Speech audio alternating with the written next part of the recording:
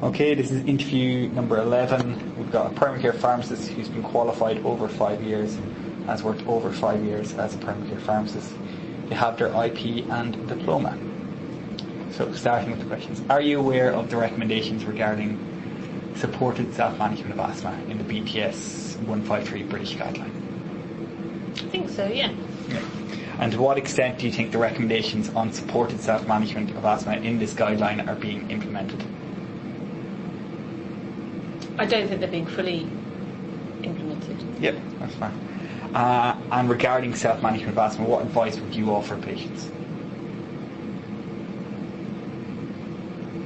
Regarding self-management? Yeah, so if you were going to discuss self-management of asthma with patients, what would you cover?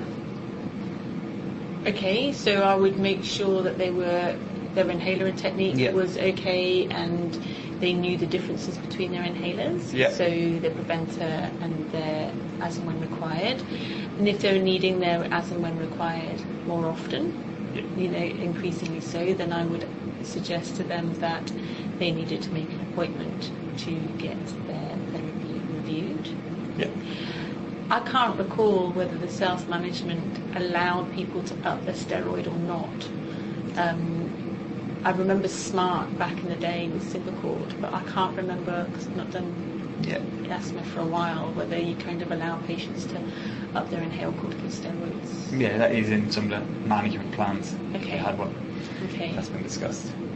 So increasing, I'd speak to them about increasing symptoms like night symptoms as well. And what guidance or resources would you use when you're counselling a patient? So I haven't really done it for a long time. Yeah. In fact, I don't think I've ever really done it. So I would familiarise myself with what tools were out there. Okay.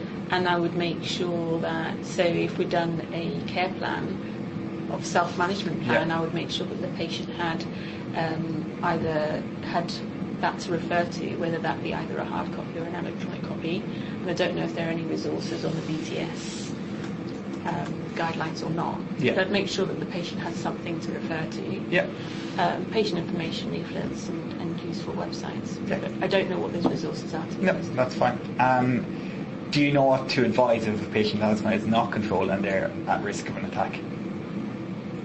No, but I'd want to make sure that they sought emergency help promptly. Okay. Out with that, don't know. Okay, no, that's fine. Do pharmacists need training to offer supported self-management of asthma? I think so, either self-directed or otherwise, but you can't just assume the knowledge. Yeah, and if so, what sort of training do you think is best, or what would suit you best?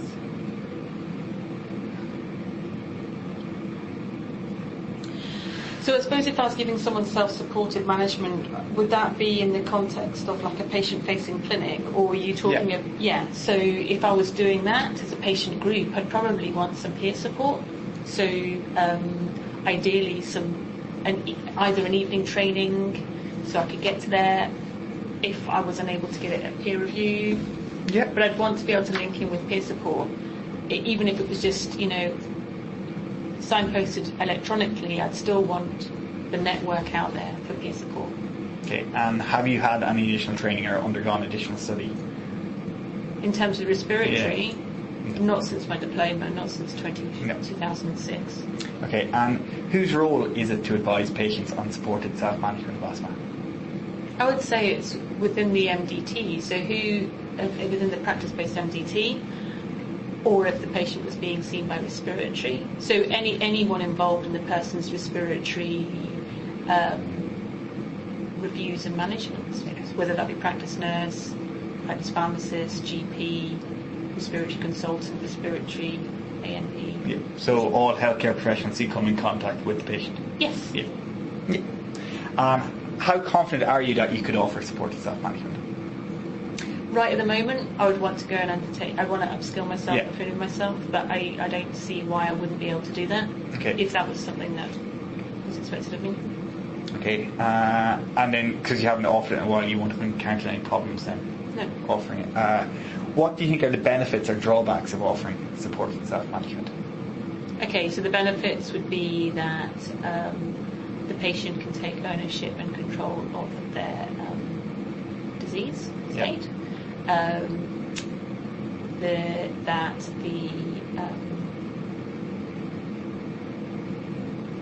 That if they're able to take control, they're going to get timely help when they need it, i.e. they'll understand when the red flags are for seeking urgent help and or the importance of regular review. The downside is health literacy, and so the potential for someone not to understand what the care and management plan is, and therefore all the problems that come with that.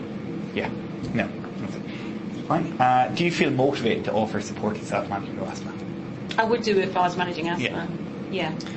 And do you think it conflicts with any of your other goals as a pharmacist? No. No.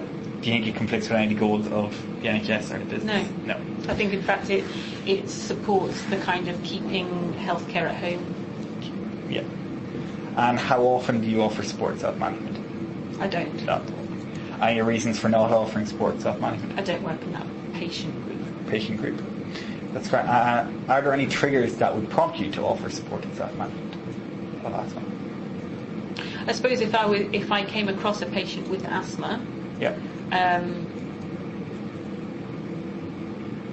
I'm more likely to refer them on to a healthcare professional with a bit more gender up on it, to be honest. So I suppose as part of a polypharmacy review, would you? Yeah. So you would not. You would still refer that on to a respiratory as opposed to deal with it as part of your polypharmacy review. Yeah, I suppose. At the moment, I'm not really doing an awful lot of that. Okay. I suppose as I see more patients. So asthma, I've had a couple of COPDs, but I've never had an asthma. Okay. And to what extent do available resources influence whether you offer support self-management of asthma? It's significant in the sense that there's not enough. We're not doing it. Yeah. So the team's not big enough to. Okay. And are you aware of other pharmacists that offer support self-management? I'm aware of other pharmacists that are doing respiratory clinics, so I would assume that they would be, but I don't know whether they are or not. Yeah. And does this influence whether you offer support self-management? Yes. Yeah. Do you ever worry that patients don't know how to self-manage their asthma? Yes. And does this influence whether you would offer support self-management? Well, yeah. Yeah. Do you think there are procedures or ways of working that would encourage you to offer support self-management of asthma? Potentially. So, for example, if it was on an electronic template, if I was doing a polypharmacy review and there was an asthma template and it was part of that template, then absolutely. Yeah, ideal. Do you think there's any change required by the staff or employer? What do you mean? So does the staff need to implement stuff, or does the employer need to implement stuff that would make it easier for us to offer support? And what would that be? Just IT infrastructure. IT. If you see a patient and decide they should be offered supported self-management of asthma, what would be your next steps?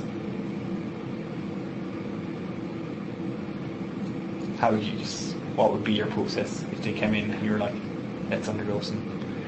If I was doing an asthma review or a polypharmacy review with asthma, I would access the guidelines. So I'll go on to the BTS or signed guidelines and all the relevant information I needed from that.